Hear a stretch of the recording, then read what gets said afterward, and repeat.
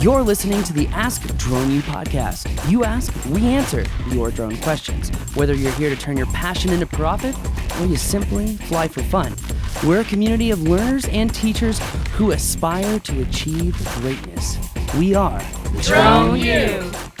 Hey everyone, welcome to another awesome episode of Ask Drone U. My name is Paul. And my name is Rob, and this is episode number 474. And today's a quick fire episode about all the questions from YouTube. Indeed it is, and thank you very much for joining us. Boy, he slipped that in there very, very nicely. Well done. I just had to get that in there because today is about a quick fire episode about all the YouTube Does that questions mean that we get everything all the that we do time, is and gonna- some of them are just kind of stupid, but we're going to answer them anyway. Ooh, that's harsh. Not stupid. They're not stupid. There's no such thing as a stupid question. Absolutely not. There is not. I just want to such see how thing. fast I can talk and make it work. All right, and that's just the only thing you think of when you're talking really, really fast? No, we actually have a lot of questions, and we don't get to all of them, so we apologize for that. There are a lot of questions on YouTube. And this is by far our fastest way to get to all of them. It is the best way that we can think of to get to all of them, or as many of them as we can. We don't get to all of them even doing this. But guys, if you really want your question answered and you're throwing it in there on YouTube, send it in to askdroneu.com. Better chance of getting it answered there.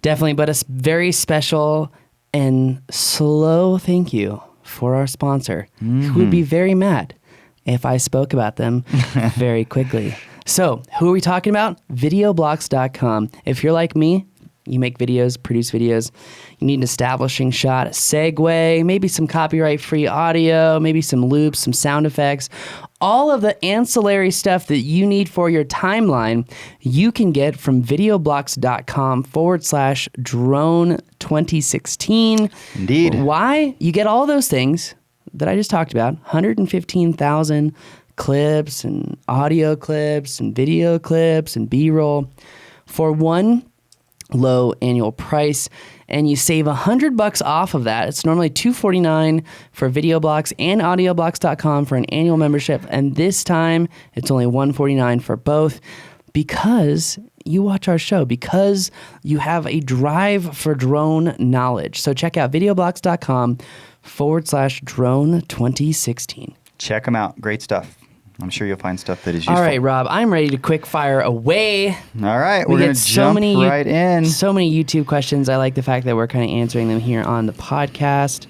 Yeah, So, we better be quick here because my computer's about to die. awesome. All right, so let's jump right in. So this relates to the video about camera settings for the Inspire 1 and the Phantom 3. And by the way, you're going to notice that some of these are actually older podcasts, but we're going to still do some of these questions because they're at least somewhat relevant. So he says he had a problem with his Phantom on the 4K settings. He's talking about the 3, but I would think it would still apply to any of the Phantoms. And when he looks at the playback in the movie image, or the images, there's shaking, but it's not enough to not be able to save it. He just wants to get rid of the shaking, and he's asking, could that be a camera settings issue? And to that you say, Probably not. probably not. I'm not there to see it, so it's kind of difficult. But if you're having camera shake, it's probably you, not Or a the gimbal? camera. Could it be the could gimbal? be the gimbal. Okay, he could turn his yaw gain down because most people get the camera shake because they're actually moving the yaw. An ND filter is going to help smooth the footage out, but that's normally more of a jello issue. Most people don't like to hear this, but 99% of the time, it's the operator, not the equipment. All right, so it's working towards that buttery smooth And a lot of footage. people are like, how do you do this, Paul?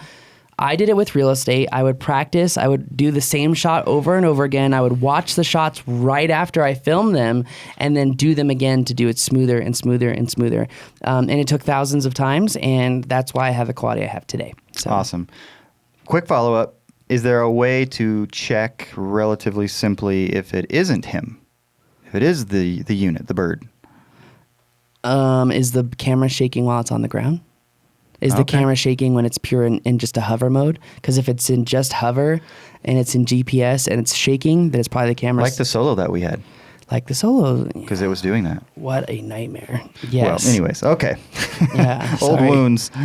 All right, moving on. Die hard. So this particular, yeah, right. Indeed. Clearly. This particular podcast that we're referring to here was how to apply for a drone certificate, COA, COW, to fly in restricted space. And so he's asking, is it a one application process or do you need several of them, one for every area you're flying in? This particular person says, we do real estate photography in our service area, which is about a 100-mile radius from their office, involves flying near up to, this is going to be fun, 15 to 20 different airports. And they need a new one for every airport. So there's no blankets at this point? I've seen blankets in one airport, but not multiple airports.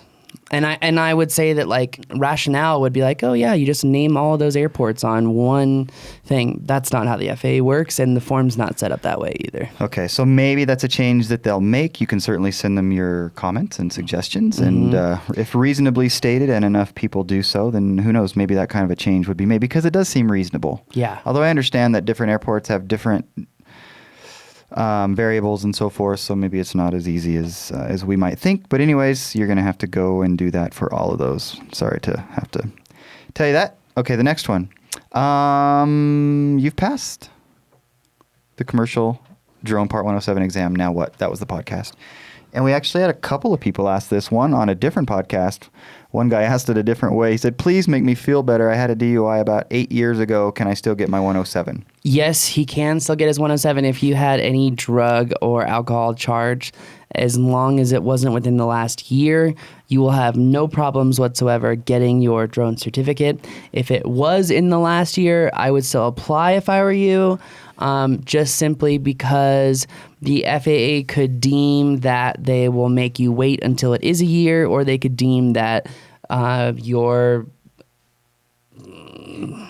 gifts to society are amiable. I don't know. I mean, like, Unlikely, but I have seen someone with a marijuana conviction. I'm not talking about anyone here at Drone U, but I'm talking about someone in Colorado who had a marijuana conviction, and there was no issue. Cool. So first-hand experience. Yeah. So if you actually look at the rules, it says that they may revoke or suspend your license or make you wait up to a year. But the maximum that's going to happen if you do have a DUI or a marijuana conviction is up to a year from that point that you were convicted. Remember, this is a conviction, not an indictment or not an arrest. An arrest, yeah. Interesting. Okay. So.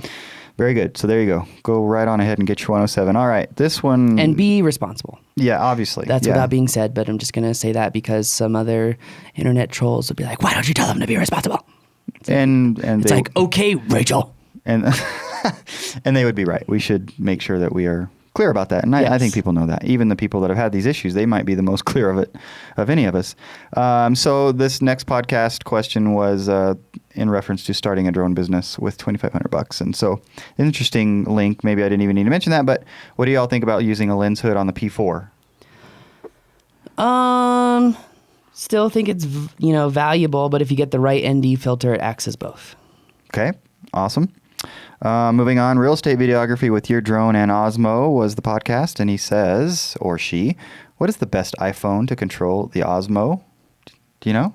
The best phone to control the Osmo? It says the best iPhone, but yeah, I suppose you could just say the best phone. I wouldn't really know because I only use my 6S. So probably the best is whichever one you use. I mean, you're not going to go buy a new phone just to use your Osmo, right? I'm sure you could get like a better screen to use your Osmo,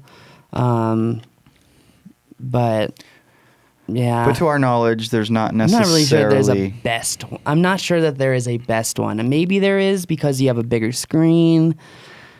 If I remember correctly, the bigger iPhone doesn't actually fit on the Osmo holder itself. So I use the 6S. I always have. It's a good size for me. I got small hands, so that has nothing to do with my shoe size. But, it's a good size phone. Moving right along. How to make money with stock footage was the podcast, and there are actually a few questions, and they're all kind of related. So the bottom line is, do we need a license? Do we need a 107 to be able to sell our footage on something like videoblocks.com? Yes, you do. Absolutely. That one's pretty clear. You need, and this is actually a test question, you need, if you trade your footage, you need a 107.